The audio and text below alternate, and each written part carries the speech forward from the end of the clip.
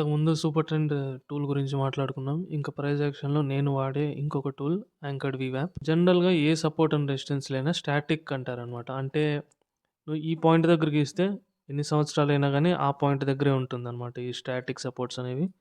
జనరల్‌గా అందరూ వాడేవి ఇవే. కొందరు బాక్స్‌లాగా గీస్తారు. కొందరు లైన్స్‌లాగా గీస్తారు. ఇది డైనమిక్ సపోర్ట్. అంటే టైమ్‌తో పాటు దీని సపోర్ట్ లెవెల్స్ కూడా అప్‌డేట్ అవుతూ ఉంటాయి. ఈ సపోర్ట్ ఎలా గీయాలి అంటే ముందుగా మీరు ఇక్కడ ఈ లాంగ్స్ అండ్ షార్ట్స్ ఈ సెట్టింగ్స్ ఉన్నాయి గదా! ఇక్కడ మీకు యాంకర్డ్ వీవ్యాప్ అని ఉంటుంది. నేను స్టార్ మార్క్ చేసి పెట్టుకున్నా.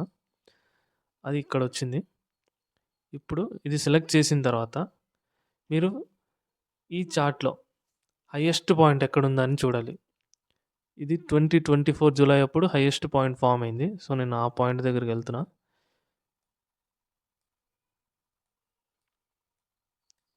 సో, ఇది హైయెస్ట్ పాయింట్ క్యాండిల్. అంటే పెరుగుతూ వచ్చి ఫస్ట్ కింద పడ్డ రెడ్ క్యాండిల్ ఇదే. సో, నేను ఈ క్యాండిల్‌ని సెలెక్ట్ చేశాను.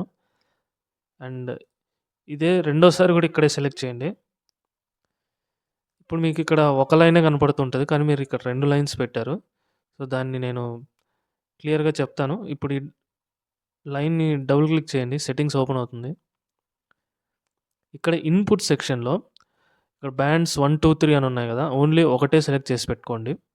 ఇంకా సోర్స్ పేజ్‌కెళ్తే హై, లో ఈ 2 ఆప్షన్స్‌ని మనం వాడతాం. సరే ఇప్పుడు లో సెలెక్ట్ చేస్తున్నా. ఇంకా స్టైల్‌కెళ్తే ఇక్కడున్నవన్నీ అన్‌చెక్ చేసేసి ఓన్లీ వీవ్యాప్ మాత్రమే పెట్టుకోండి. తర్వాత ఓకే చేయండి. ఇక్కడ చూస్తే మీకు 2 లైన్స్ వచ్చుంటాయి. అంటే 2 టైమ్స్ పెడితే 2 లైన్స్ వస్తాయి. ఫస్ట్ లైన్‌లో వచ్చేసి ఇన్‌పుట్స్ హై ఉండాలి సోర్స్. సెకండ్ లైన్‌కొచ్చేసి ఇన్‌పుట్స్ సోర్స్ లో ఉండాలి. అంటే ఇలాగా హై నుంచి, లో నుంచి ఇట్లా ఒక డైనమిక్ సపోర్ట్ అనేది డ్రా అయితుంది. మీరు నార్మల్‌గా సపోర్ట్స్ గీస్తే ఇక్కడ, ఇక్కడ ఉంటుంది. కానీ ఇక్కడి నుంచే ఎందుకు రిజెక్ట్ అయ్యి కింద పడింది అంటే ఈ డైనమిక్ సపోర్ట్ లెవెల్స్‌ని తీసుకొని ఇది కింద పడుతూ వచ్చింది. ఇక్కడ బ్రేకౌట్ అయింది. పైకెళ్ళింది. మళ్ళా ఇక్కడే సపోర్ట్ తీసుకొని మళ్ళా పైకెళ్తూ వచ్చింది. అట్ ప్రెజెంట్ ఇంకా సపోర్ట్ దగ్గరికి రాలేదు. అంటే ఇప్పుడు ఇది రెసిస్టెన్స్ గీసాము. తర్వాత ఇది సపోర్ట్‌గా మారింది. మీరు అలాగే ఇప్పుడు రెసిస్టెన్స్ కాకుండా సపోర్ట్ గీయాలి అని డిసైడ్ అయ్యారనుకోండి. ఇదే చార్ట్‌లో దీని తర్వాత ఇక్కడ ఏమంటారు హైయర్ లో పాయింట్ ఫార్మ్ అయింది. సో, నేను ఇక్కడి నుంచి గూడా యాంకర్డ్ వీవ్యాప్‌ని 2 సార్లు పెడతాను. తర్వాత ఇక్కడ డబుల్ క్లిక్ చేసి లోని హై చేస్తున్నాను. అంటే ఒక లైన్ హై లైను, ఒక లైన్ లో లైను. మీకు కొంచెం కన్‌ఫ్యూజింగ్‌గా ఉంటది కాబట్టి కలర్స్‌ని చేంజ్ చేస్తాను. రెసిస్టెన్స్‌ది రెడ్ కలర్స్‌తోనే పెడతాను. సపోర్ట్స్‌ది గ్రీన్ కలర్. అంటే ఇప్పుడు రెసిస్టెన్స్‌ది ఎలా ఫార్మ్ అయింది, సపోర్ట్‌ది ఎలా ఫార్మ్ అయిందని చూడొచ్చు. కొన్ని వీక్స్ బ్యాక్ చేసిన వీక్లీ అనాలిసిస్ వీడియోలో 5% పడే ఛాన్స్ ఉంది అని చెప్పాను గదా!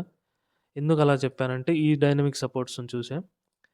ఆ టైంలో ఇక్కడెక్కడో ఉండింది సరిగ్గా గుర్తులేదు. మేబీ ఇక్కడే అనుకుంటా.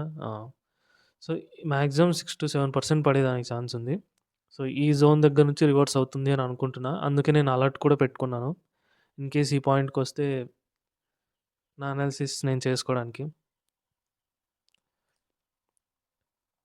సో, మీరు ఏ చార్ట్ డ్రా చేయాలన్నా గానీ, ఇప్పుడు సపోర్ట్‌కి